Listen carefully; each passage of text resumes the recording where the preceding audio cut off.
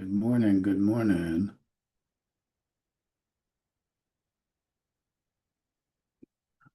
Good morning.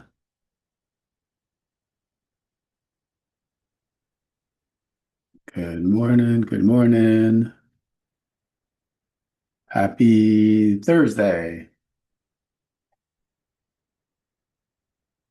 How's everybody doing?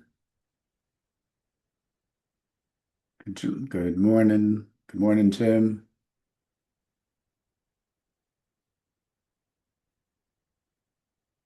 Good morning, Maggie. How you doing? Good morning. Happy Thursday. Just put in the chat, where are you guys listening in from? Where are you guys listening in from? Put in the chat. I know you, Maggie Miramar. I'm going to see you tomorrow. One of our new students hopping in.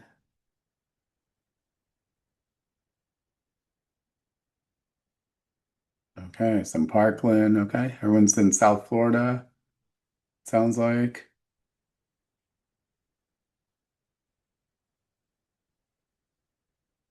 Good morning. Okay.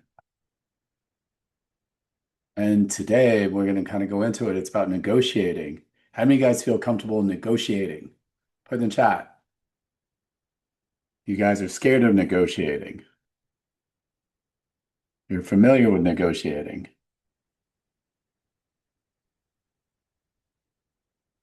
Okay, a couple of you guys like to negotiate. Yep. Some of you guys do, some of you guys don't. Okay. Yep. Some of you guys say, I've never really negotiated anything. What I could tell you is if you're married, you have kids, you have family, you literally negotiate everywhere you go, guys. 100% you're negotiating. It's hard to believe it's actually past half of the year already. It's crazy today to even think about that. So I'm going to go ahead and get started with some announcements. Again, today it's how to negotiate real estate deals like a pro. And so a couple things, right? We are raffling a 1 year BPM RIA membership. If you already have a membership, we'll just add an extra year to your membership. Go ahead and text the word membership to 954-800-6961. Again, 954-800-6961. And we want you to text it to that phone number, right, to get into the raffle. That is a 1 year BPM RIA membership. Also, to keep up with events, make sure you text the word BPM RIA also to the same number, 954-800-6961. That's the easiest way to keep up with events. Obviously, we send you emails.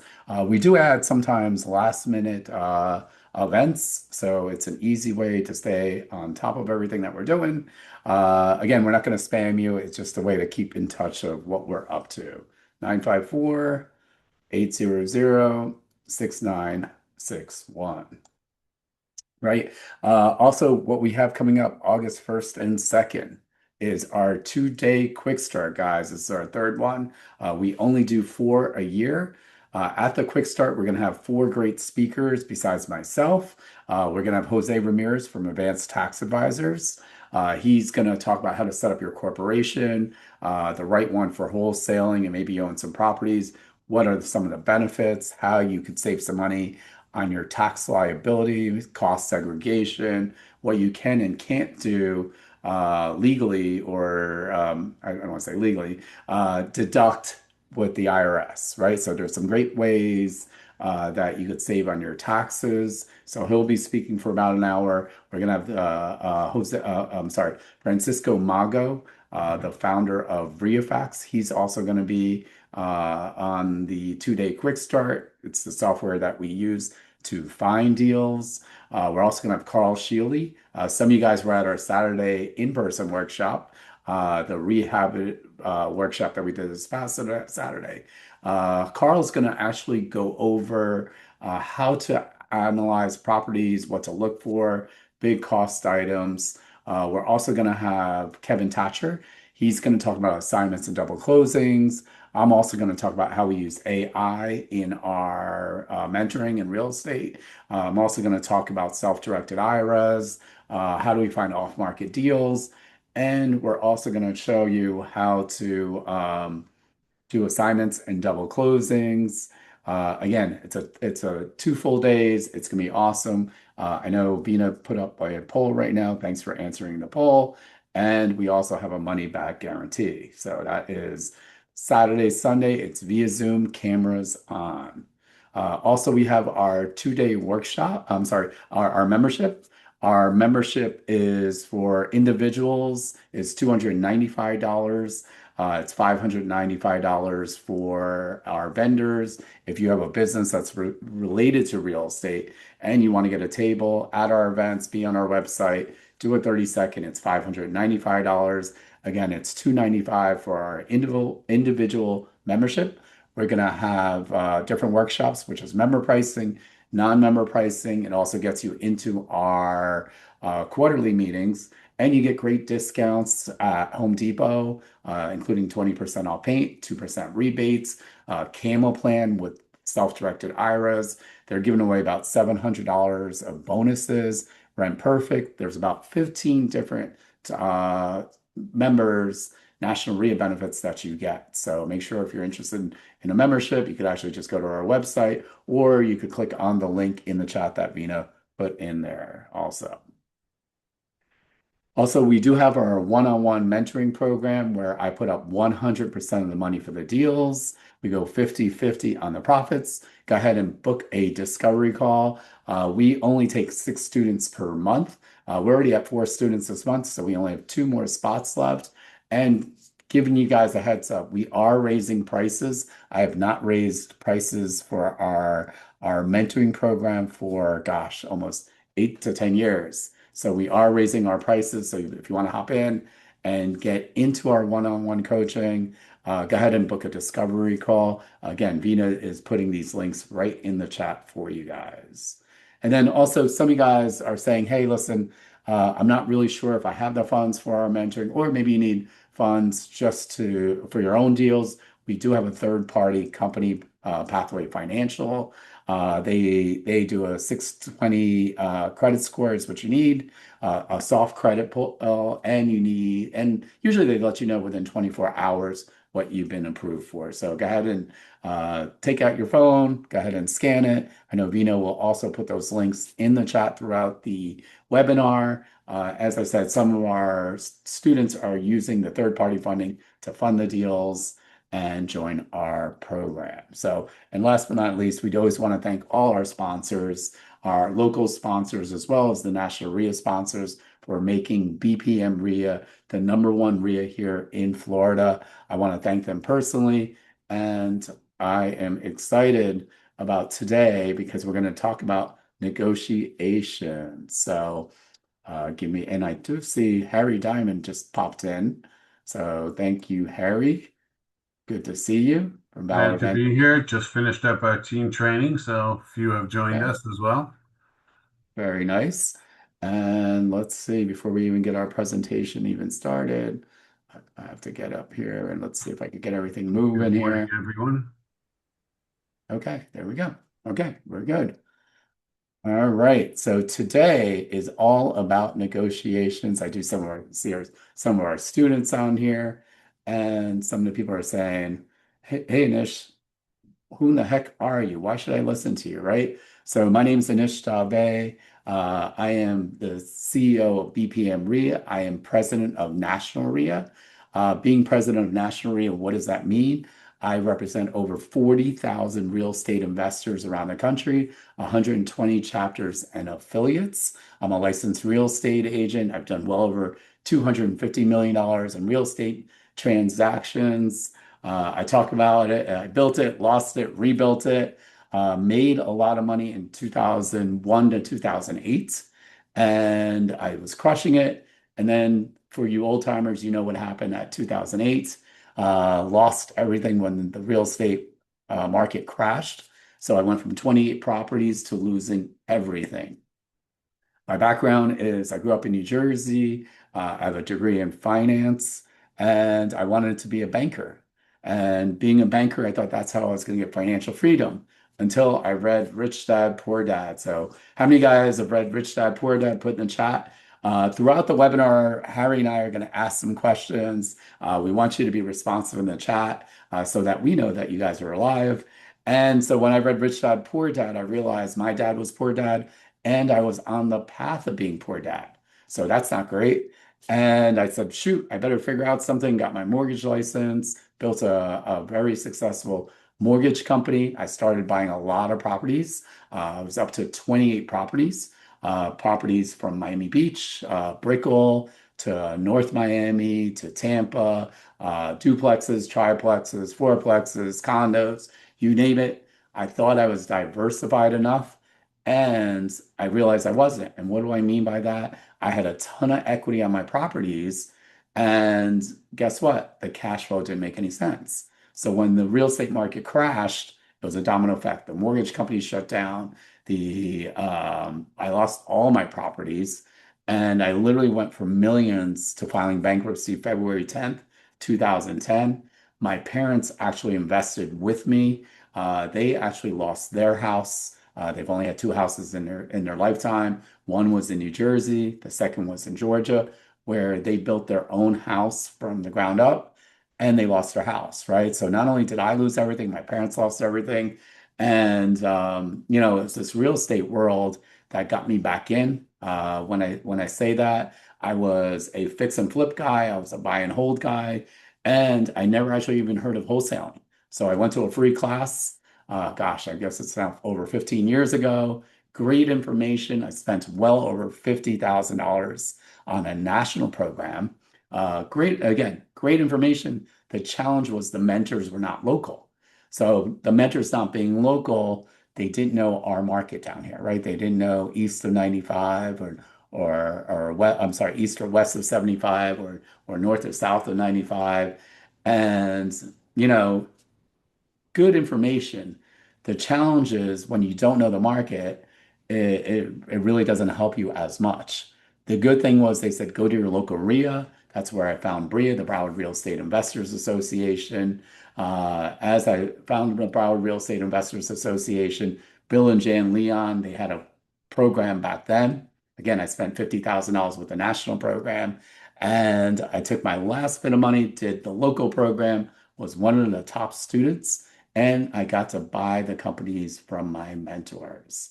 Also on our team, we do have Harry Diamond, who's on our team with Victoria, our mentors and former students. Alexa will be back, actually, who's our COO. She's on maternity leave. She should be back next week, actually. So that's going to be pretty exciting to have her back. Denise and Lucian are mentors. Michael Johnston and Maddie are also mentors. And Harry, if you want to introduce yourself, please. Well, if any of you are new, I was exactly like you were. I didn't even know anything about real estate, but my wife and I knew that it was an additional stream of income. That's all we knew. And we joined a national program, spent about $50,000. Seems to be the magic number. Everyone in our group has done different networking national programs, spending the same amount of money and never doing a deal. But they did say go to your local RIAs. So my path was a little similar to Anish's, where I found BRIA, Bill and Jan Leon's organization, a few years after Anish. He was already out on his own when my Victoria and I started. Anish came back to buy the company, and I was like, "Who's this guy?" And but we were under contract with them, so we hung in there. And right after he came on board, he told us that short sales were the way to go. This was back in 2013, early 2013.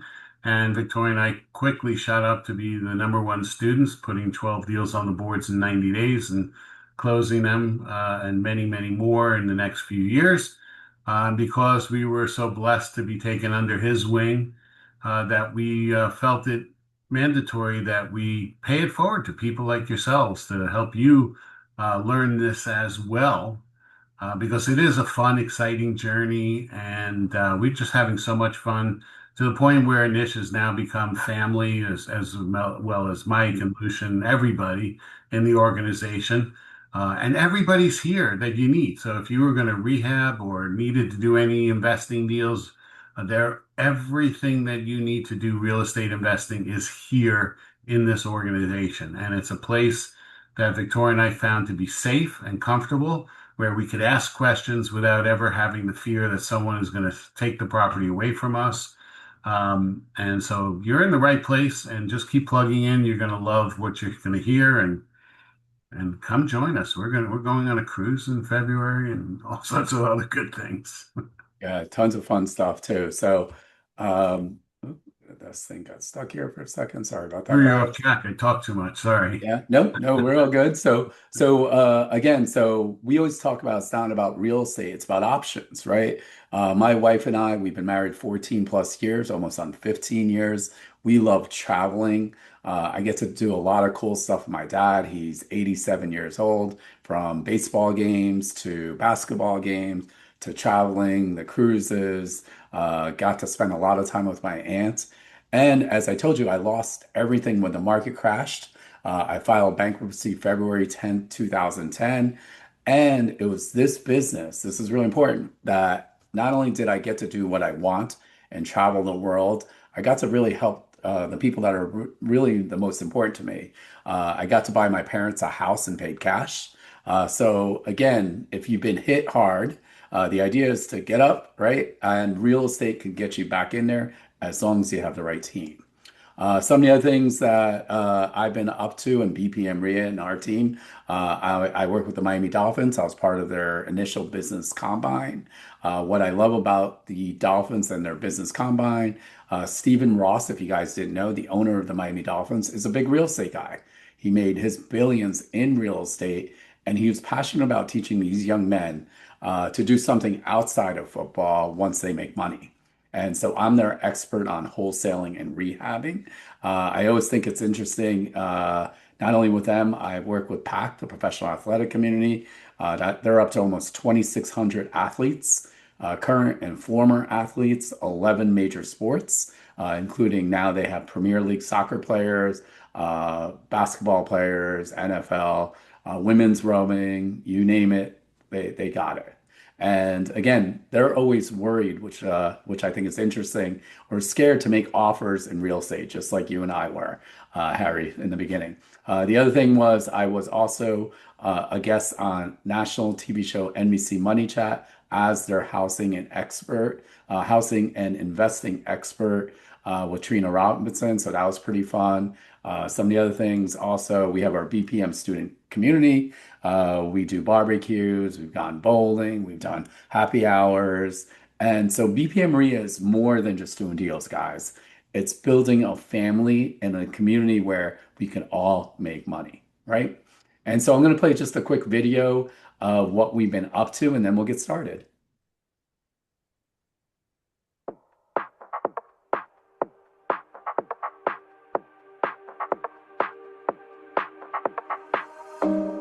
This is one of the best programs I've been a part of.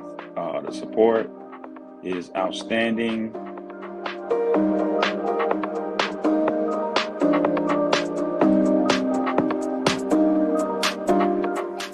I encourage you to join this association. Your life will be changed.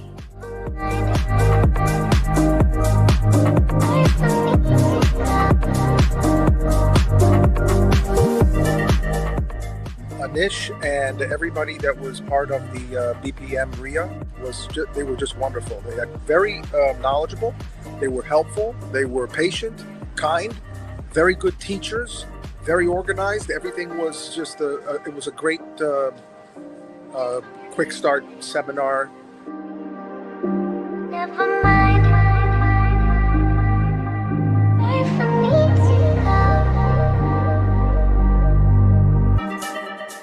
BPM RIA, Anish and the team, they are amazing. I have been a corporate member of the BPM RIA formerly known as BRIA, for probably almost 15 years. And being part of an organization like that is just amazing when you get to see the people's lives that they're changing.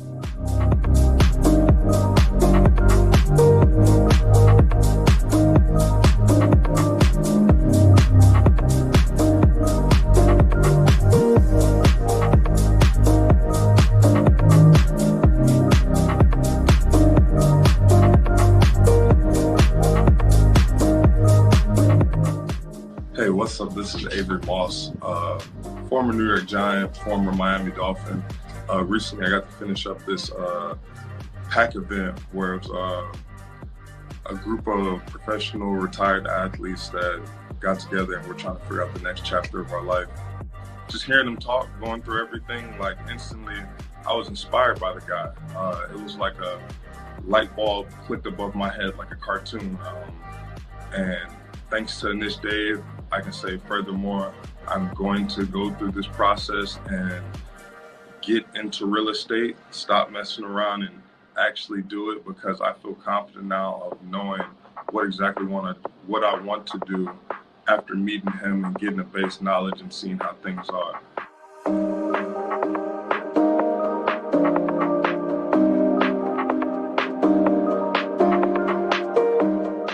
Position. Grab the seat of the chair. The seat. There you go. Put your knee on the corner if you want to. All right. You go straight in the floor, not at an angle. Straight up and down. From the seat straight to the floor. Touch it once. You're gonna twice. destroy that shit, dude. Touch it a third time. Explode!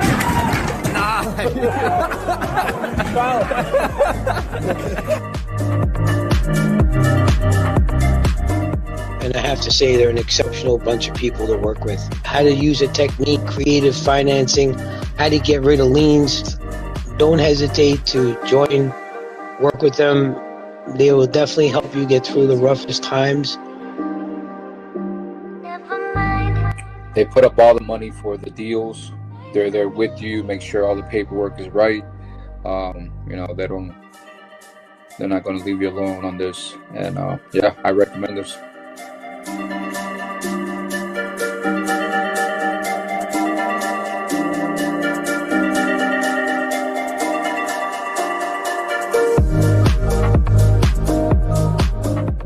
BPM RIA program, it's definitely changed our lives. They funded our deals. Hey, can't go wrong with other people's money. Exactly. They funded our deals. They got us into real estate. They held our hand the whole way through, and just really, the most amazing thing is we literally have these guys to. It's nothing for us to pick up the phone and call Anish and be like, "Hey, look, we got this deal. What do we do?" They're not going to let your deal fall through.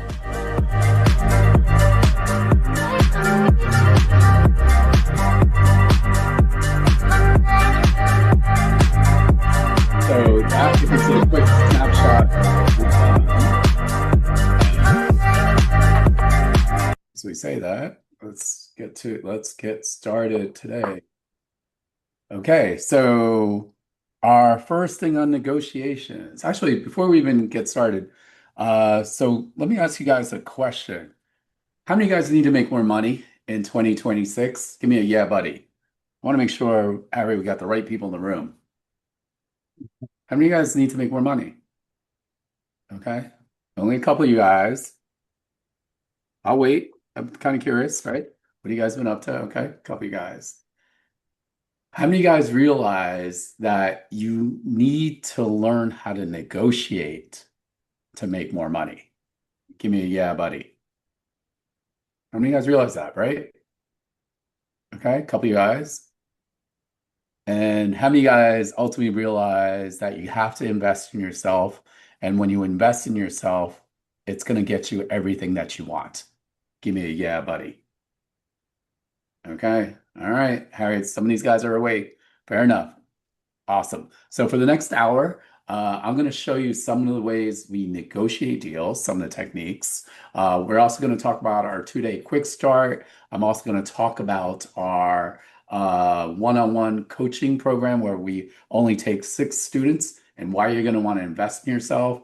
And we're going to show you some of the deals that we've done with some students. Okay, cool. Okay, so the first thing is you got to label their emotions. What does that mean? What do I mean when I say, again, this is when you're talking to a homeowner, right? What could be some of the things that when I say label their emotions, right? So, maybe we're talking to the homeowner and you're cold calling them, right? And they're getting a ton of phone calls, right? And when I say they're getting a ton of phone calls, they're just, some people are very good on the phone, some people are not. Maybe they're in pre-foreclosure. Maybe, you know, because they've been dealing with the city or the bank. Some of the things you might hear or from them is frustration. So you might want to say, right? You're going to want to say, it sounds like you're frustrated, or it seems you've been dealing with this for a while, right? It could be a loan modification. It could be probate. It sounds like you're ready to move on.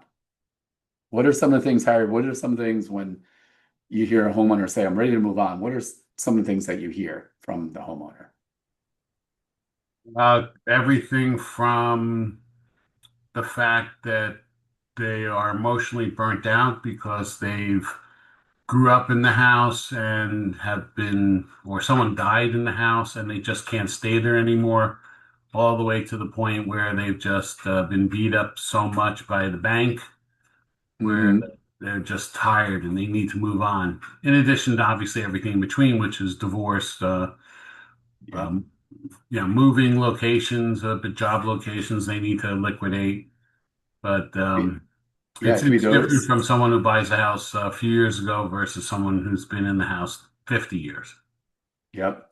So, for example, they could have been, let's say they're in pre-foreclosure and they've been trying to do a loan modification for months. They're frustrated, right? They keep sending the paperwork. They don't hear anything back. That could be one, right? Um, when I was in foreclosure. So for the people that have not been in foreclosure, first of all, you should be happy. It's not a good feeling. And what I mean by that, I was constantly getting phone calls from attorneys, collectors, right? I was just sick of it. All the endless letters from attorneys and from whoever. So again, these are things that are happening. So you want to label their emotions. You want to make sure you acknowledge them and listen to them. All right. So that's super important. So you might say, hey, my name's Anish with BPM RIA. I'm a cash buyer. And then again, you don't want to say too much. You have to listen. Think of, especially in the pre-foreclosure world, what I could tell you is they feel like nobody ever listens to them. They're a number to the bank. They're a number to the attorney. They're a number to the investor. They're a number to everything. Number to the association. Nobody ever listens, right? So that's one of the things that you want to make sure you do. This is one of my favorite ones. Never say yes to the first offer. What does that mean? What does that mean to you, Harry? I knew you were going to ask that. I don't know. You know that, right? Like if they want 300,000. Yeah, if they were going to ask a certain price, I obviously, the general statement never say yes to the first offer holds true because mostly they're asking for too high a price. But if they're reasonable, and it's the first offer, certainly I would want to get them as much as I can. But it's just part of the negotiations. Yeah, and even with the banks. Oh, right? never say yes to the bank. Yep. Yeah, and even with the homeowner, unless it's such an insane deal, I always, if I have a ton of room in there, kind of what Harry's saying is it depends how much space you have in there, right? A lot of times, and exactly what he's talking about is that when the homeowner says, well, will you buy my house for XYZ, 300,000 or 400,000, whatever the number is. And so you don't want to say yes right away, right? Same thing if you're, again, negotiating with a bank on a short sale. What I can tell you is they're never saying yes to your offer. How about that? Right? Banks have all the money in the world. They have the power. Negotiation is about leverage, right? So when the bank has the mortgage and notes, they make the rules, right? We're doing a short sale. So I would say, oh gosh, out of probably the hundreds of short sales I've been part of in my career, I'd say maybe, if I'm lucky, maybe less than 5% they took my first offer. And even 5%, I think I'm being pretty generous. I would say in the last, gosh, 5 years, what would you say, Harry, in the last 5 years, has the bank taken your first offer? How many of you, what percentage would you say, give or take? Your first offer that you sent to the bank, they said yes. No. Yeah, it's usually not. They don't. But sometimes you get lucky and they come back with a lower amount, and we just had one we sold last week. Yeah, but it The wasn't, bank but that was took your first, a lot, was that the first offer? 30% lower. I know, but was that the first offer? No. Yeah. Well, you mean I offered a lot higher, but the appraiser came back and so I adjusted it Well, lower.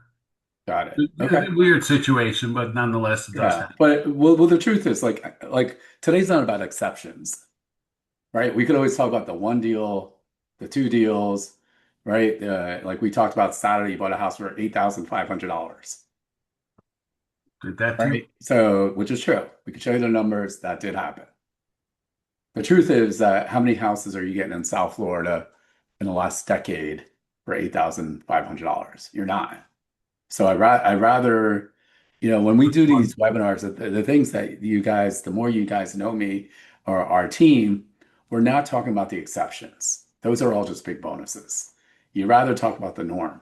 So generally speaking, you don't want to say yes to the first offer in general because there's some room for negotiations. Saying all that, right? I will give you times if you feel that there's 5 true investors, and we'll talk about it, they might be negotiating with you and saying there are other offers.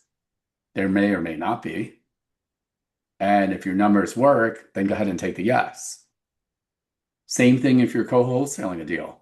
You got a deal and you're selling it to the seller. How many times have you done that? I mean, I'd say the same thing on the other side is that, they made an offer and it was less.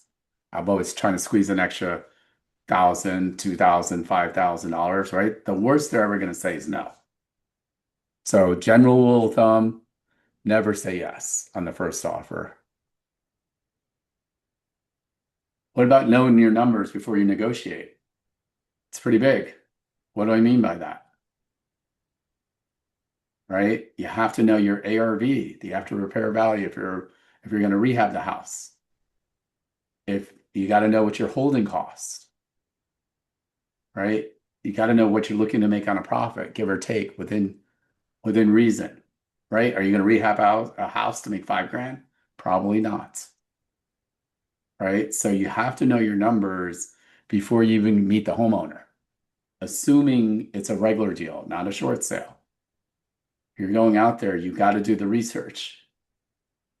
What do I mean by that? You're going to do comparables. I think it's pretty amazing that I've actually seen people, hey, going out to houses, regular deals, and they have no idea what to offer. Like, what's their max number that works for them? Right? They're so excited to get a house. Someone might have called back on something, right? On a mailer, a bandit sign. It can be any of those things. And you don't know your numbers. You got to know your numbers beforehand, not later, right? And it doesn't have to be 100% your numbers. You got to have a good ballpark in general. So what are some of the things that you can do to get those numbers beforehand, right? The comparables you could do easily. Sometimes you may or may not know the condition. Ideally, you'd like to get that information over the phone.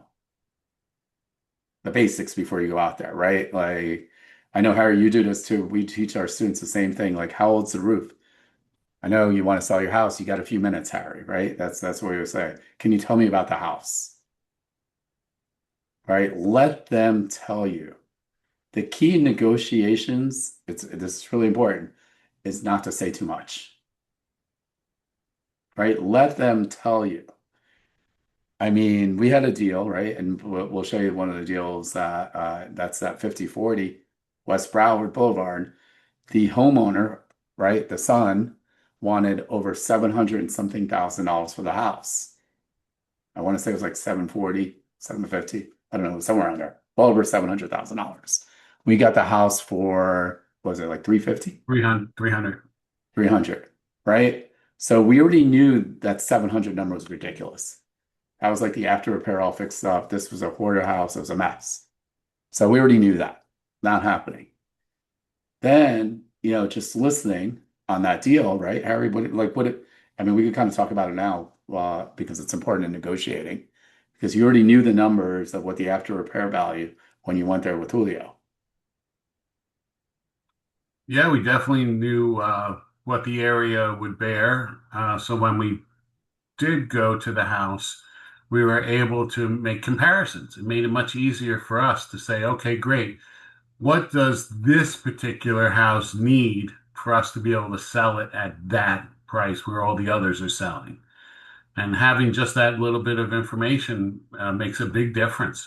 So when the guy said 700,000, which is where everyone else was selling houses, I started asking questions and allowed him to talk. And he actually talked himself down. Yeah, the roof needs this, and the city will take that amount because it had liens and violations, and takes this much to fix it up. And so he goes, but and then he explained what he really wanted. And that's the key to the negotiations is finding out what the seller really, really wanted. And even though it did have a bank mortgage, small mortgage, the son said he wanted his father to net $200,000 so that he could buy a new house closer to where the son is. And that way he can take care of his father.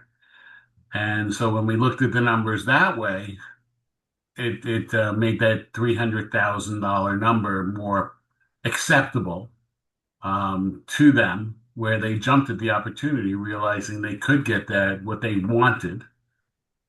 Yeah, there was some other things that we also negotiated also, right? And today's actually a negotiation class, right? So we negotiated with the homeowner, which is really important, was Harry listened, right, with our student, what they needed.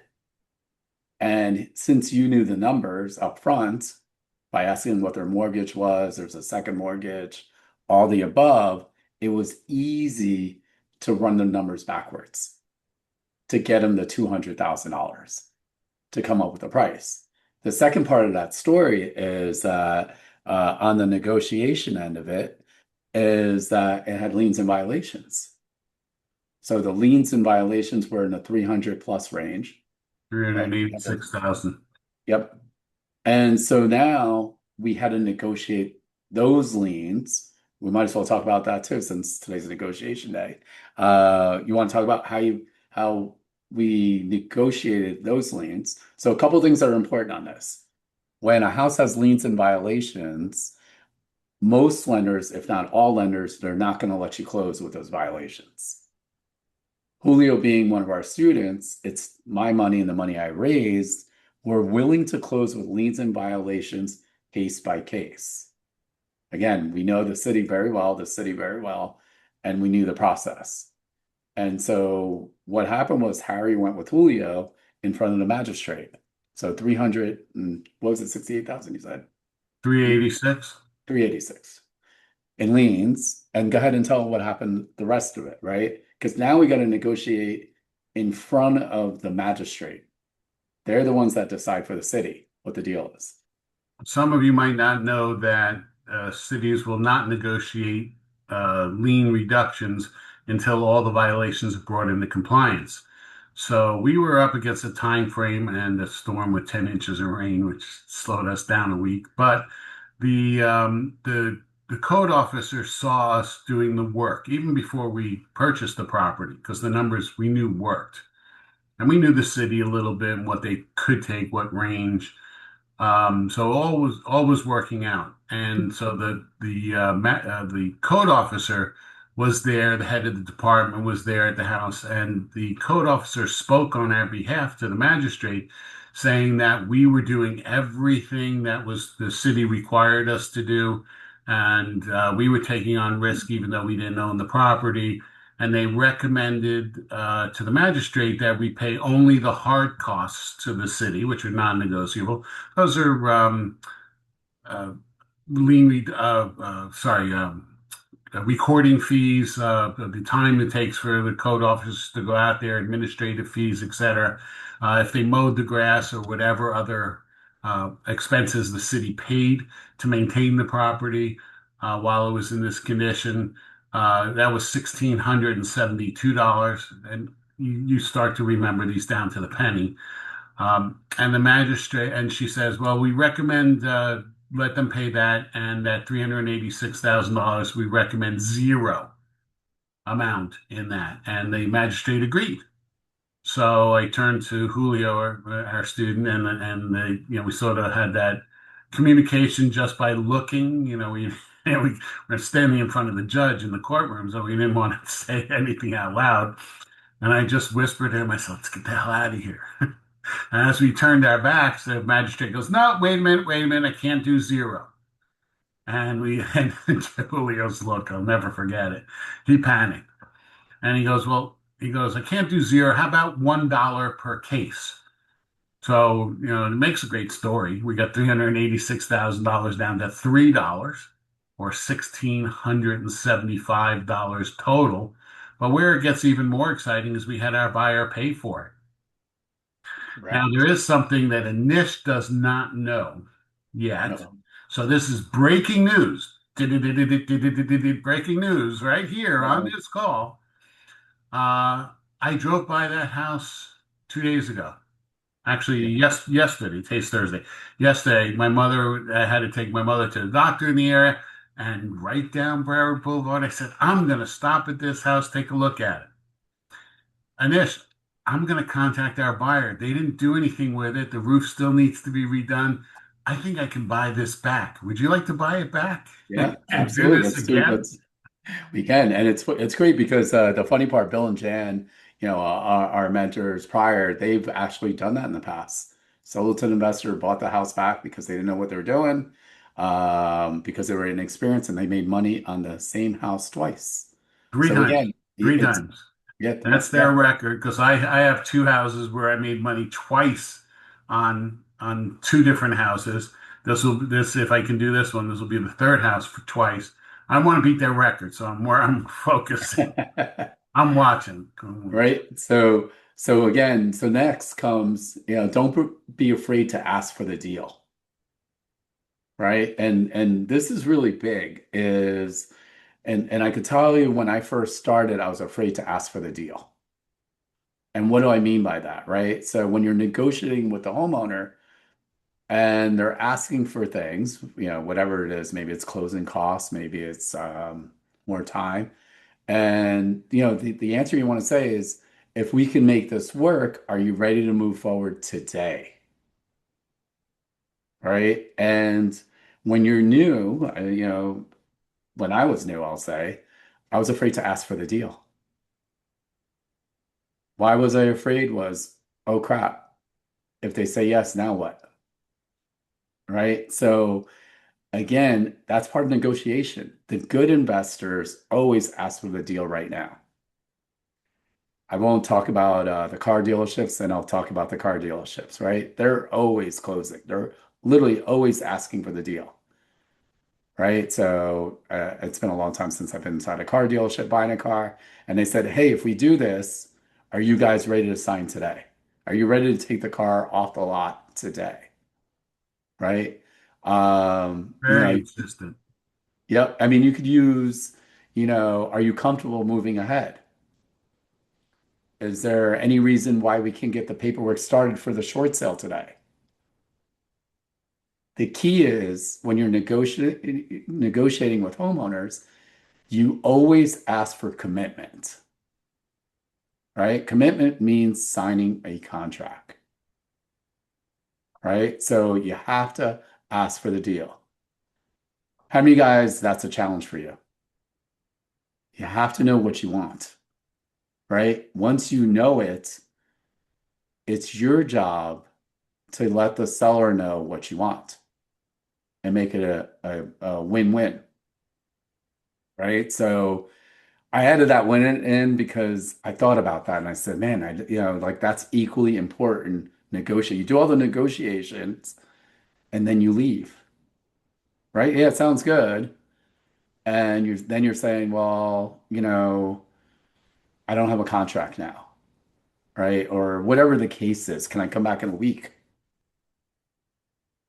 Any of that stuff, right? After you talk to your wife, your husband, if it's all good, right? So it's This is not being pushy. no. This is just part of the negotiations and following them. Once you build that relationship, because you're setting someone else to get the deal, setting them up as you leave. The homeowner's primed to sign or to get moving forward. But we've worked with homeowners where they work with us because we weren't pushy compared to other people that they have spoken to before us. That's why we're there. That's why we do what we do. Absolutely. This one's pretty big too. Never negotiate against yourself. Silence. What does that mean? Right? And what I'll tell you what that means is after you make an offer, zip it. Be quiet, right? The silence creates pressure, right? And before you know it, many sellers will start lowering the price. They will. We always say the first person who speaks gives away their power. I was just negotiating with someone actually yesterday on a split, and they're like, hey, what do you want? And I was like, oh, that's a great question. What do you want? Well, I'm not really sure. Oh, okay. Yeah, me either. Well, what are you looking for? You're calling me. What are you looking for? Well, I thought I'd ask you first. Well, you called me, so what are you really looking for? And then just literally you're waiting them out. I waited them out to hear their terms. And it was a split on a deal and I negotiated an extra 10%. Like I was willing X amount number. Negotiations. Yeah, I was willing to, X amount, and they lowered their own numbers because I was just quiet on the other side. They were probably thinking that, oh my goodness, I'm going to ask for too much. So they self-sabotage themselves and Yes. gave more. Yes. This is human nature, guys. This is normal. We just have to tap into human nature. Yep. It's the funny part is the silence, if you can imagine, it's unbelievably awkward. How many guys have been in a situation where everyone's just kind of staring at each other and you're at negotiation, anything? Well, Has it anyone can ever be been in that awkward, situation? but it's also very powerful. Yep. If anyone listens to any of President Obama's speeches, he puts that power of the pause. Maggie mentioned the power of the pause. Yep. He puts that in. He is a perfect speech giver and there were a few others like him as well, where they just use that little pause, and that is so powerful. Gives people time to think. Yeah. That's what you're doing in this negotiation phase right here. So when you like a lot of the deals, again, when we've done a ton of deals face to face, right? Getting to a homeowner's house. Bill Leon, again, who started, Bria, he always talks about at the kitchen table, right? So to make an offer and okay, my offer is $250,000, and then don't say anything, just stare at them.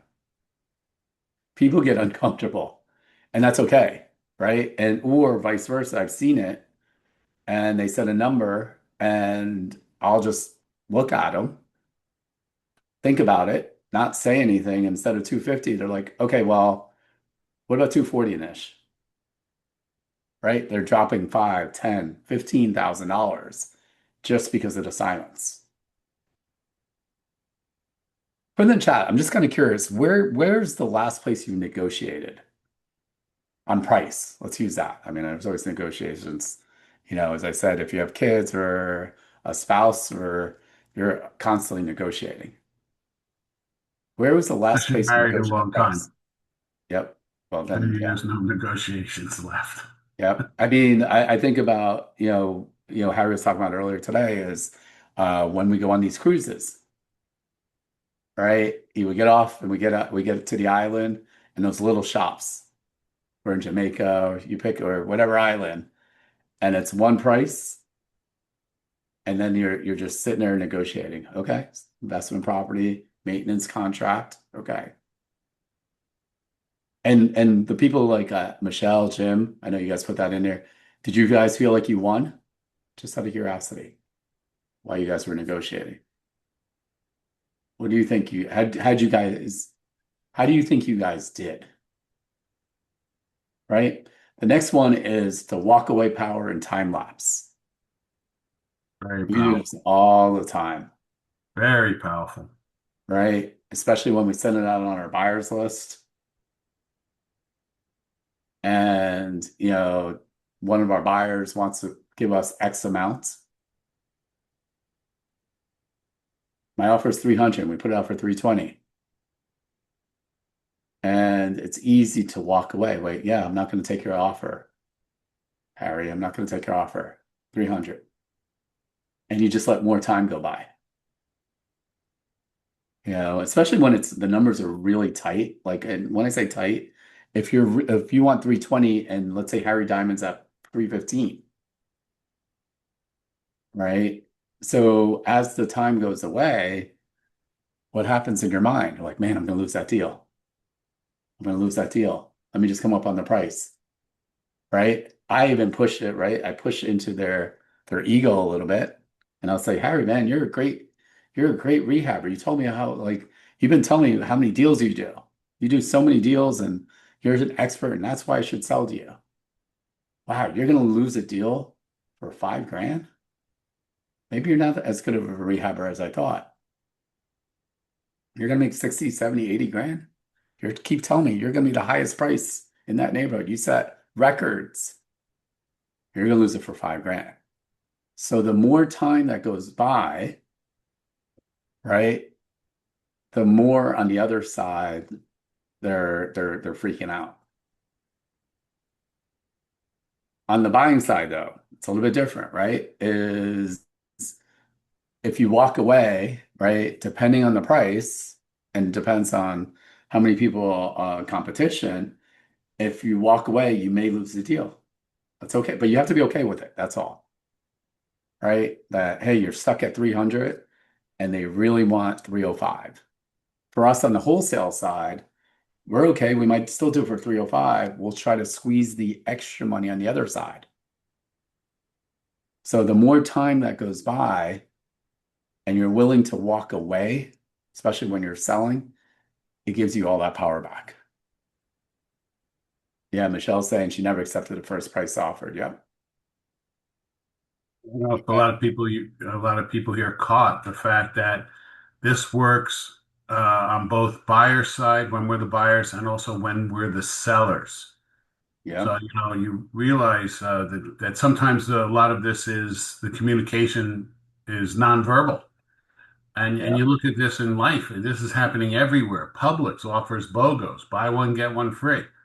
If they spoke to you and said, hey, you can get this one, you should buy two of them. You're like, I don't need two. But they worded it in such a way that everyone's grabbing two like it's going out of style. Yeah, absolutely. Right. Again, so what about, we always say, don't chase the price, discover the motivation. All right. So we've had deals, people in pre-foreclosure, and they were not motivated. They should have been motivated. They got foreclosed and they're going to lose the house, get nothing, foreclosure on the record, maybe a deficiency judgment, bunch of reasons, right? The key is motivation. So what are some of the motivation stuff? Put in the chat. What are some motivation for people to sell their homes? Put in the chat, right? Again, When they're really motivated, it has nothing to do with price. Okay, yep, divorce, death, relocation, yep, job loss, right? Financial stress, bad tenants, could be any of those. Taxes, insurance, you name it. So you have to get to the motivation. Harry talked about that story that we did that deal with Julio. The motivation for the son was his father wanted a house near him, or the son's motivation, right? Because he was guiding his dad, was to have a house near his house, right? As soon as Harry figured out the motivation with Julio, we got the deal, right? Motivation is massive. When it's about motivation, no one cares about price within reason. The other big thing is people believe what they see in writing. Yeah, Harry, I'll gladly, buy it. Yeah, I'll give you 400,000 all day. Really? Or isn't it just talking stuff? What do I mean by that? You have to put it in contract. And again, we're not doing commercial stuff. So letter of intent, forget about it. LOIs. I know some people teach this nationally. In the residential world, put it under contract. They want to see terms, right? And I could even tell you on the other side, we've had people, hey, we're going to buy your house, right? You've shown houses, Harry. Oh, they told me they want the house. Yeah, they'll get it to me, this. What happened? Nothing, right? They didn't put it under contract. We always say it doesn't count until it's under contract, right? Make them put it in writing. Same thing when you're buying, put in writing. Hey, I'll give you this. Let me send you a contract. In the contract, you're going to put a deposit. Obviously, the bigger the deposit, the more serious they're going to feel you are. So again, it's got to be in writing. And when I say writing, specifically contracts, not an email, not a text, contract. That's what I define writing. Because then it becomes real. They could show it to their spouse, their son, right? Their mother, all the way through. A lot of times, especially with probates, there might be a few errors, right? Like there might be 4 kids. Get it under contract so they could see the other terms. This is how other investors will get deals. I always tell everyone, and I'll use this even, right? I get this all the time. Hey, I want to be in your mentoring program. Yeah, I really want to get there. Okay, right? It doesn't feel real until it's in writing, until you actually sign the mentoring contract and you send your money. Then it becomes real, right? Same attitude. Anchor with facts before numbers, right? What do I mean by that? When you're negotiating with the homeowner, let's really talk about the repairs. Yeah, well, listen, I know you want this number. It needs a new roof. A new roof is 15,000 or 20,000. You realize if I buy it for this price, I'm going to have what? Closing costs, holding costs, right? We are very transparent. I'm not going to move into your house. We are real estate investors. Is it fair that I make some money if I help you out and get you everything that you want? For whatever reason, and I'll use myself on this. So I was part of this when I first started was, for whatever reason, I didn't want to tell people I was an investor and I was going to make money. When they knew I was going to make money, right? So your offer is your offer. Your numbers are your numbers. Hey, the market is different. What do I mean by that? Yeah, I would have gladly gave you $400,000 4 years ago. Not today, right? The market's changed, right? Interest rates. Maybe it's the insurance. All these numbers have changed. The taxes have changed. So you have to have those facts first. And when you're negotiating, you want to have that. So again, you want to make sure that they understand that. No, they'll know, right? The roof is old. They'll know the kitchen's not updated. So again, you want to make sure you're doing that also. Put in the chat, how many guys are loving this? Put in the chat, I want to make sure that you guys are still alive and which negotiation techniques so far do you like? You're like, I could be really good at that, or I never really thought of that. Okay. Some of these guys are loving it. Nibbling. What do I mean by that? Nibbling, getting more after agreeing on the deal. People try to do this all the time to us, and I know exactly what you guys are doing. Right? So, I don't know. I've done this actually. I'll think about a deal. We agreed on a price of X amount, right? I think it was like 350,000. Hey, would you be okay with throwing in the furniture? Right? I did this on the realtor side for a friend of mine, and I got them to throw in all the furniture because it was an Airbnb. But we already agreed on the price, right?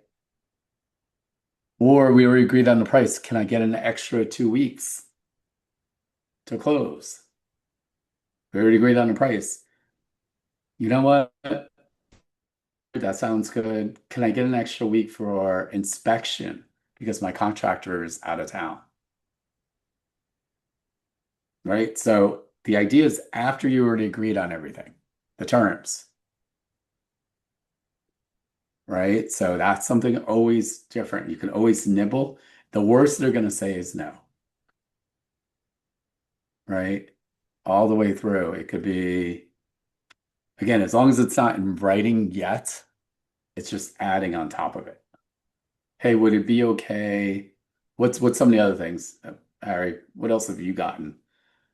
Have you got anything that you can think of off the top of your head that you can't and on any? Well, this works in life. Yeah. Yeah. So like what else? At that point, my mind's I'll give you one. area, so I'll pass. Okay, so I'll give you one. Like if you have kids, right? Is that, hey, can I go to my friend's house? Yeah, no problem. Right before they're leaving, hey, by the way, mom, dad, can I get $20? Right? You already agreed that they could go to their house. Right? We already bought the airline tickets, and my wife goes, hey, we already bought the tickets anyway for an upgrade on that end of it, right? That could be any of those things that happen. On real estate, again, you could ask for more time after agreeing, right? It could be, again, it could be items. Hey, you wouldn't mind throwing that in there, would you? Right? The built-in closet. Again, we're not selling retail, but like there's sometimes that we get stuff in general. Right? So how do you stop someone else from nibbling at you? Right? So Harry might say, right, let's pretend Harry's the homeowner, and we already agreed on the deal, and we're going to close in 30 days, and he's living in a house, and he says, hey, can I get, an extra week or two to stay in the house? Like I got to do all the stuff. And what would I say to stop that nibbling? Okay, Harry, I could do that. I'm just going to have to charge you rent for an extra 2 weeks.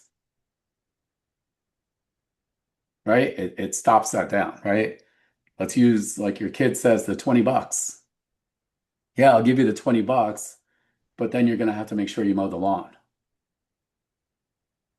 Nah, it's all right. I'll go ahead and do that. Yeah, I don't need the $20. We actually did that when we moved 10 years ago, 12 years ago, was that the seller wanted to stay in the house 2 months longer. Yeah. So we were like, well, we need to charge, rent or something because, we have moving and expenses already planned. We have to stay in our place longer. So we were able to negotiate. They wanted the time. Price and terms, guys. Price or terms. Yeah. So we're playing one off the other. Personally, I like both price and terms, but this just spoiled me. Well, the thing is, like sometimes you'll just see like when people try to nibble, and again, whenever the key is you should nibble. When they try to nibble on you, ask for something in return. Right? So again, never offer to split the difference. I'm at I don't know, 400,000 for, let me make the numbers easier for me. Harry wants 420 for the house. I offer 380. Let's just split it. All right. That's 400, right? That's what we do, automatically 50%. I might say, you know what? I'll go up to 390. Right? And Harry goes down a little bit, or vice versa, or I go up a little bit, and then we split it, right? From 390 to 420, it's 410. Right? So he wanted 420, I wanted 380, 380. I go to 390. And he's still at 420. I wait for the time lapse a little bit. Now he's freaking out. And then he goes, okay, he's okay with splitting it from the 390 to 420. Right? So now that's 405. Right? I squeeze an extra $5,000. So it's being lazy to just always split it. You could go up or down by small amounts and then split it. Right? So again, that scenario, I made an extra $5,000 versus letting it split from the beginning. The key is once you start doing these things, right? And you do a bunch of deals, before you know it's an extra 20, 40, 50,000 bucks in your pocket. So like, again, I see people all the time, realtors do this all the time. Let's just split it. Right? The other one, make them solve your problem. What do I mean by that? Right? Also, you don't have to stress out so much about this. Believe it or not, the other people are planning on giving you more. They're just trying to get less from you. Yeah. Or give less to you. They're saying, let's say, imagine, oh, you got to pay my closing costs. So you don't want to come out and say, oh, I can't pay that. You might want to say, well, how can we make that work? What would you suggest? Well, can you at least pick up the closing fee? Okay. Right? Versus a hard no. We just had someone not only pay closing fees, but they also paid the doc stamps. Yep. As well. I always say, people believe their own ideas more than yours when they come up with it. Again, we're just negotiating, right? So you don't want to always say no. You always want to say, well, sounds great. How can we make it work? I know you want this, right? I know you're frustrated. So the key is when you get really good at this, you can combine techniques all the time, right? Always ask for a trade-off, right? So that was kind of the nibbling. If I do this for you, right? If I give you extra time, will you go down on price? Okay, So again, whenever they ask for something back. Always, right? Don't just say yes or no. Just say, okay, great. That's fine, Harry. You want this? Fine. Well, then I need this. Right? So like usually with time or price, usually are the main things that usually happen for us, especially if they've been in the home for a while. It could be closing costs. The trade-off is, hey, we've done this all the time too, is that the house is a mess. Hey, I'll give you if you take this price, I'll take it as is with all the mess in it, with all the liens in it. Right? So you need a trade-off. Or I could give you this, but I need this. I could give you the price on this house when we're selling it on the wholesale side, but I need you to close as soon as possible within 5 days. I already have title and lien searches. If you can't do it, no go. So again, you're always asking for a trade-off. Good guy, bad guy, right? So the challenge, right, on this end of it, everyone knows this. So you just don't want to overplay it, right? You're going to blame the other person. My wife, my business partner. I love to do this. And my business partner is Indian. He's always a heckler on fees. I don't know, right? so that you're the good guy and it's the bad guy. Someone else is, right? I'd love to, go on the cruise and my wife says no, right? It could be anything. I get this in the mentoring, right? Like, oh, I would love to do this, and someone else is the bad guy. So on the houses, it's the same thing. It works, and sometimes people will know if you use it constantly with the same thing. If you use every negotiation thing that you're negotiating with, it's like, oh, I have to ask, this person. I have to ask that person. At one point, they're going to be like, well, obviously, you're not the decision maker. Why am I dealing with you? So you don't want to play good guy, bad guy with 10 different items because they're going to get really frustrated. Same thing with me on my side. I'm like, well, that just tells me you can't make decisions. Why, like, let's get your husband here or your wife here or whatever that looks like. So it's important and it does work. And especially if you use it with time lapse. This is a great statement. Whatever price that they give you on any kind of negotiation, just send it. You'll have to do better than that. Doesn't matter, even if it works for you. Anything, right? I saw someone talk about a service contract. $2,000. Oh, you have to do better than that. And then what do? You just stay silent. Okay, well, would you take 1,800, right? They're talking themselves down. Right? They're competing with themselves. So again, it's an easy statement. You'll have to do better than that. Just try that one. Doesn't matter what price, wherever you're at, you'll have to do better than that. It's going to be funny because, Harry, you know what's going to happen is some of these people are going to try to negotiate with me with our coaching program. And remember, I teach this. So I'm going to call you out and say, hey, I know you're trying that negotiation. And then I'll just do the time lapse and walk away. Well, my wife said to me when I proposed, Yeah, that's "We'll have it, to do right? better than that." I know how you guys operate, so we'll literally talk about what technique you're using on me, right? Higher authority. This works all the time, right?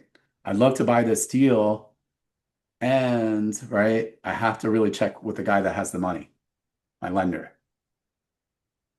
I have to really check with my boss. I don't really like that on the negotiation for houses in general. I would never say that. But I always use my financial partner.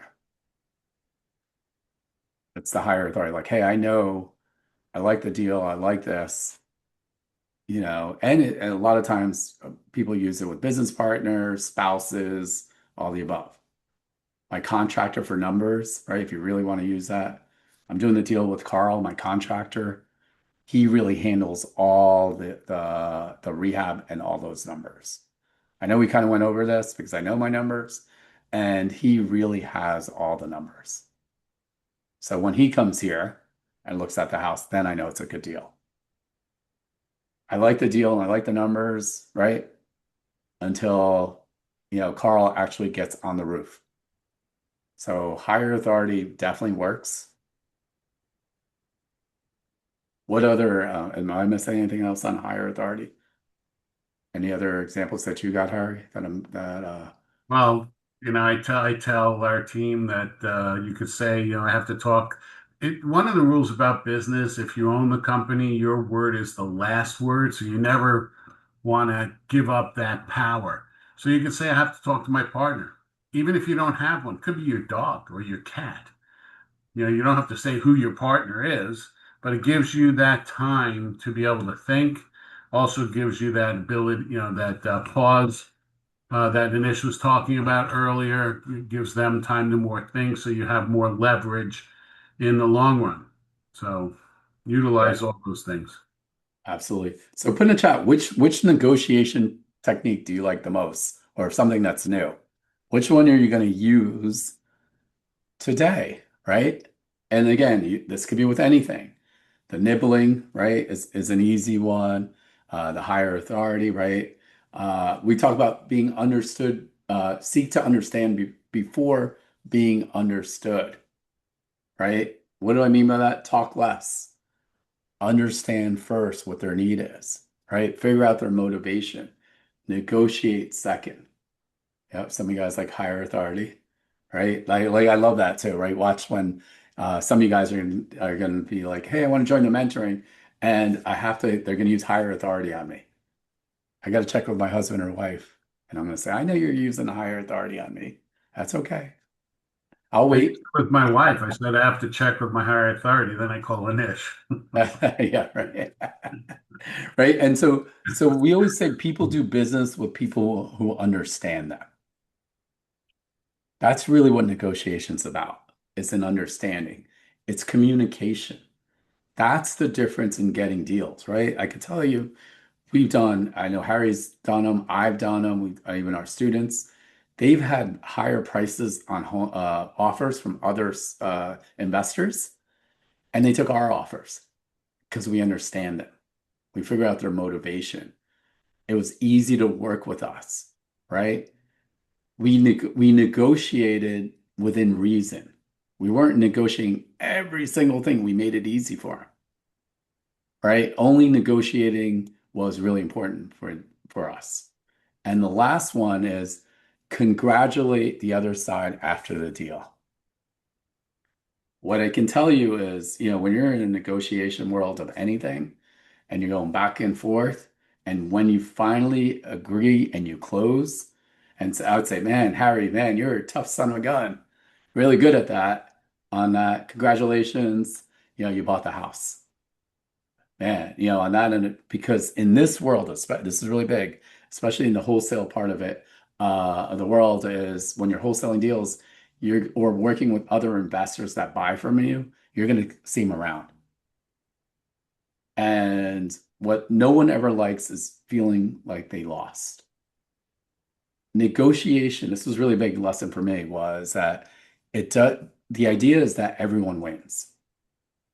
I always thought if I won, then Harry has to lose. That is not correct, right? If Harry wins, then I lost. Or like, man, I can't believe I didn't, get this. Man, Harry got all that stuff, and I feel bad. Versus, man, that's great. When we wholesale a deal, like, man, that's great. They bought it for this. They won. I won. We negotiated, and they made money. We made money. It's win. So absolutely awesome, right? And so now, wow, I can't believe we're almost out of time too. So I'm going to show you some of the deals that we've done with our students. And again, these are all using negotiation techniques. This is one of Violet's deal, pre-foreclosure. And what we negotiated on this one was time. She lived in the house for 30 plus years. Everyone else wanted to close fast. She needed 60 days, and we assigned the house and we made $35,000. This one was one of Sandra's deals too. We negotiated. Harry was the mentor on this and had the black mold.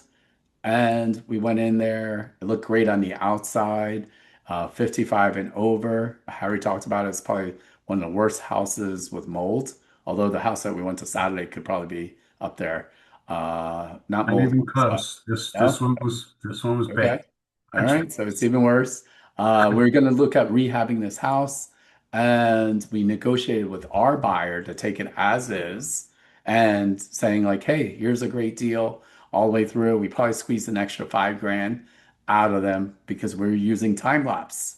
We said, fine, you don't want to buy it, we'll go ahead and fix it ourselves. Sandra being an elite student, we'll go ahead and fix houses with our elite students, $61,000 profit, right? This one was a house in Margate.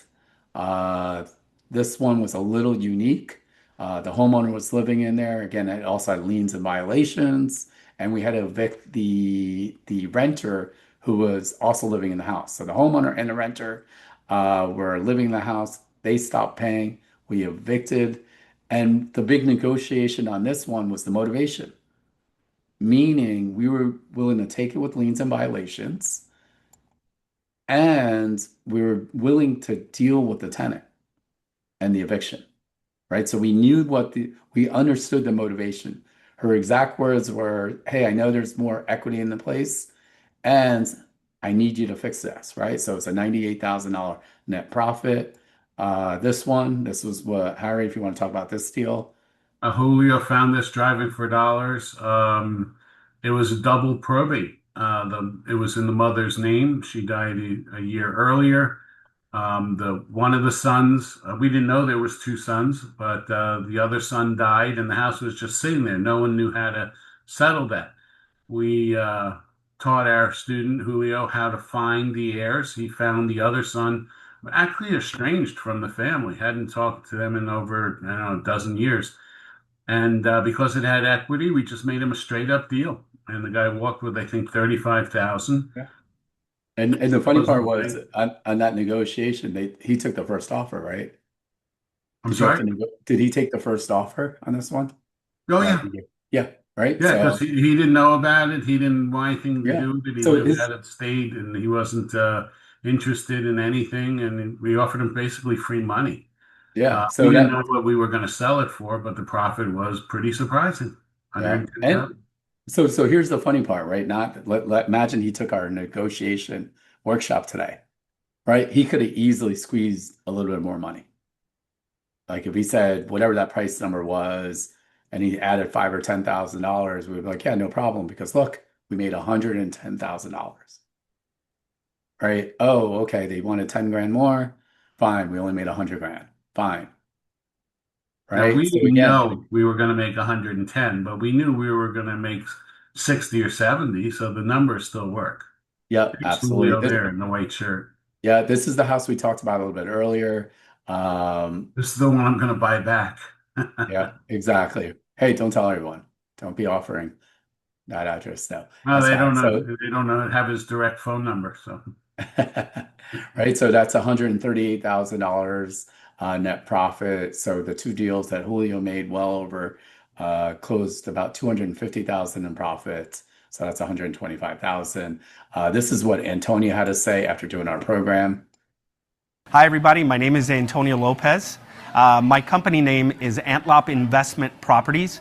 And before I met Anish Dave and joined the BPM RIA mentoring, I had just a basic idea of what I needed to do in real estate investing. After I joined, aside from learning pretty much everything that was required to learn about real estate investing and to become successful, one of the biggest benefits that I received was the amazing network of people that were part of the club. Everything that you can think of, everything that you need in order to be successful in real estate investing, you can find it here at the BPM RIA. So thank you so much, BPM and Anish, for everything. I really appreciate it. I owe you guys a ton. And for you guys watching this, I highly encourage you to check out BPM RIA. It's the first place you need to, where you want to start your real estate investing journey. So.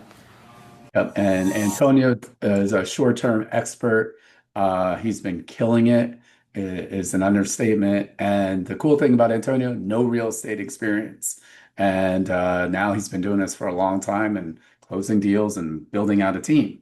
This is one of Harry's deals, Victoria's deals, a reverse mortgage short sale. What kind of negotiation technique did you use, would you say, on this one? Obviously, negotiating with the bank. I used the takeaway basically because the bank wanted more than what was owed. So I told the heirs that, hey, I can create the equity in this, and we could all get something out of it instead of just surrendering it and giving it up. And they agreed because they weren't liable for anything. They weren't, if I failed, they would, still be in the same boat today as they were 6 months ago. So it worked out well, and I think we were all extremely surprised that this guy, whoever our buyer was, God bless his heart, offered us pretty much what the after repair value was for that neighborhood at the time. $170,000 net profit. We bought it for $171,000. Yep, this was one of Marcella's, our elite students.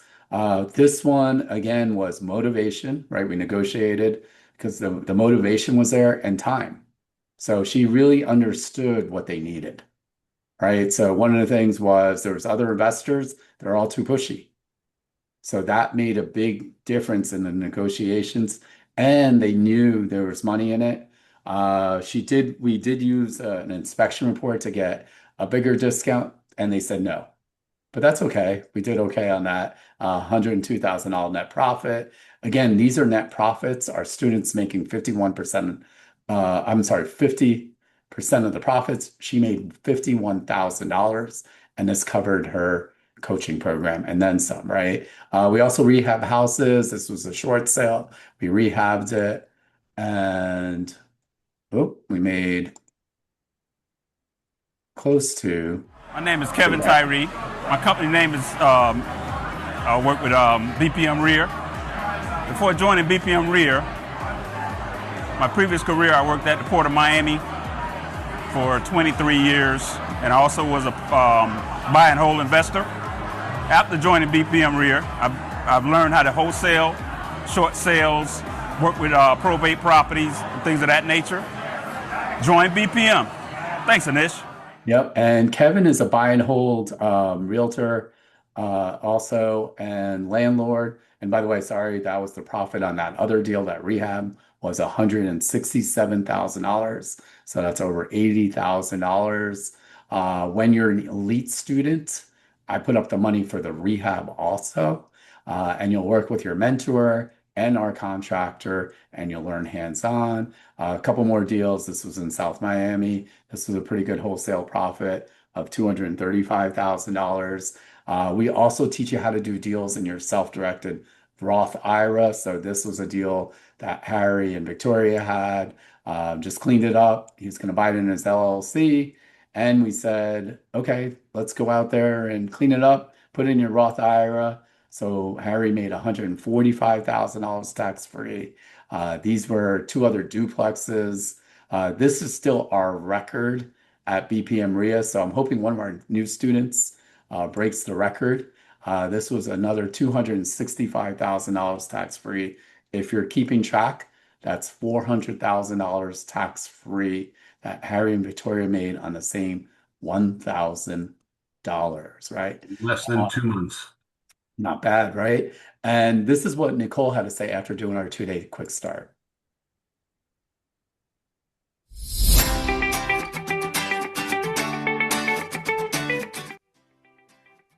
Hi, my name's Nicole Bergatti. I'm with Bergatti Properties, and I'm currently a full-time employee of CBRE. I'm events and meeting coordinator. And prior to starting the 2-day quick start course, I've always wanted to do real estate. I've always been interested in flipping homes and all that good stuff. And I knew Anish, and I knew that this is what he did. And he's so smart, and he knows real estate so well. And so I went ahead and just took the course, and I am so glad I did, because a couple months later, we ended up closing a deal that was worth $42,000. And that's great money. And now I have a few more deals in the pipeline, and I'm super excited about my investing future. And that wouldn't have been possible without Anish and his team. And I 100% recommend that you take this course, get started, and do it. Yep. Awesome. And Nicole, again, full time. And a lot of our students do work full time until they could do this full time. You guys realize, how many of you guys realize this is not a get rich quick scheme, right? You're building a business. Go ahead and put in the chat. Give me a yeah, buddy, so I know that. Again, as I mentioned, our 2-day quick start, it's cameras on, it's via Zoom. A to Z, how to flip a house, assignment of contracts, creative financing, self-directed IRAs. We're going to show you the software, how to use RIAFax, how we're finding the deals. How many of you guys love the idea that I would put up all the money for the deals, right? Put in the chat. I always love hearing that. Again, I have some bonuses. So I did this bonuses actually that Wednesday in our in-person meeting that was last week. And some people heard about it, and they were not local because they were away for summer. So I said, all right, fine. What I am going to do as a bonus for anyone that signs up, right? Today, I'm going to add our BPM RIA AI suite, where it is chat GPTs. I created GPTs for creative financing, a rehab estimator, a social media content helper, seller role-playing financing, right? Door knocking practice. For our students that are on this call, you guys already have this. So just letting you know. But for the new people, I'm going to add that in. I'm also going to give you 2 tickets to Marshall Silver's Turning Point. He is coming August 5th to the 7th in Orlando. So those tickets retail for $2,997. So that's a $6,000 bonus. And then I'm going to also do a 30-minute next move strategy session, right? So where you're at, where you're going, all the above, that's a $500 value. That's $7,487 of goodies. So I'm throwing all that in. And more importantly, just so you guys know, I am doing 100% money back guarantee on the quick start. So after the first day, you say, hey, it's not for me. I'm going to say, okay, no problem. I'll gladly refund your money. And I know, over all the years we've done this, everyone knows I'm going to show you a ton of value. The quick start, when we used to do it in person, I know, Harry, when you did it, it was probably about $1,500 to $2,000. And that was because of the hotel, right? So if you guys do need help with third-party funding, Vina did put it in the chat with Pathway Financial. That's something that we could do with BPM RIA and Pathway Financial, where it is 0% financing. Couple things that just so you guys know on the mentoring session is, first of all, we only have 2 seats left for July. 4 seats have already been taken. Again, we only take 6 students per month. So if you're ready, go ahead and book a discovery call. On the 30-minute session, I'm going to talk about your real estate path, your current resources, what's missing. Let's see if you're a good fit for mentoring. You're going to interview me, I'm going to interview you. And then also talk about co-wholesaling, funding, and partnerships, right? So the idea is the quick start, right? If you pay in full, you get all the BPM RIA AI suite, the Turning Point tickets, and the strategy session with me, right? The third thing that you need to do is take the next move. How many people just sit there and don't take any action, right? You got to show up, you got to do the work, and you leave with direction. So when you decide today, you get all that good stuff all the way through. So one person also, let's see, somebody won a membership today. So hopefully you're still on here. Michael Carpenter. Hey, Michael. So congratulations. Michael, you won a free membership. And if you're already a member, we're just going to add another year. Again, our 2-day quick start is in 2 weeks. Saturday, Sunday, cameras on. $695 for members, $895 for non-members. And as I mentioned earlier today, is our mentoring prices are going to go up. So if you want to be one of those people to get in on the last 2 spots, go ahead and book a discovery call, and we'll take it from there.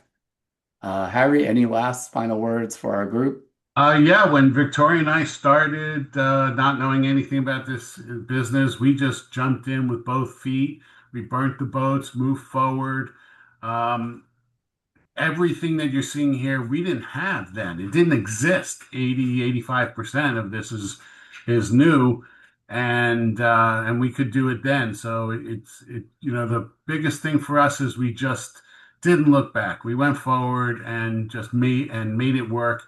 For me, the most important part was that my hand was being held, and I didn't have to go to school for 4 years and then start hitting the road to make money.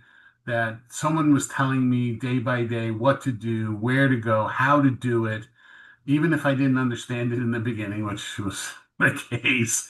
But and that's what made the biggest difference to the success that we've had as being a real estate investor. So you guys join us. I mean, you're just going to have so much fun, and whatever blockades or fear you might be putting in your own head right now, it's not real, and we will have a lot of fun together. And we're going to Mexico and Roatan in February, so come and join us. And it's potentially a tax write-off for us. It is. So anyway. Yep. And so I did. Hey, Luke, I did see your message. The thing is, I would tell you to book a discovery call. Is again, we're very unique because there's not, I don't know anyone else that puts up the money for the deals, is number one. I am local and you have direct access to me. So all the mentors were all former students.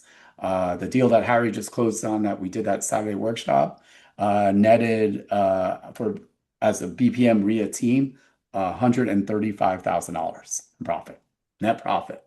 So imagine doing one deal a year, and if you made an X, it doesn't even matter. I mean, 100,000 is a lot. And imagine it's an extra 10 grand or 20 grand, right? There's a ton of opportunities out there, and this is the great time to be in real estate. And you can even practice your negotiation techniques on me, and I'm going to call you out on it. And I love that you guys were hopping on the webinar. We do have some other events coming up pretty soon. We are doing, if you guys are up in the north side, when I mean north, we are doing an event in Boca at Lending One's office in Boca, July 29th. So it's our first time doing an event up there. It's going to be free. And then we also have our August 1st and 2nd 2-day quick start. And don't wait, go ahead, book a discovery call. And I'd love for you guys to be in our mentoring program. So thank you guys very much for everything out there. And we'll see you soon. Appreciate it. Thanks, guys. Thanks, Harry. Bye. You're welcome. Bye.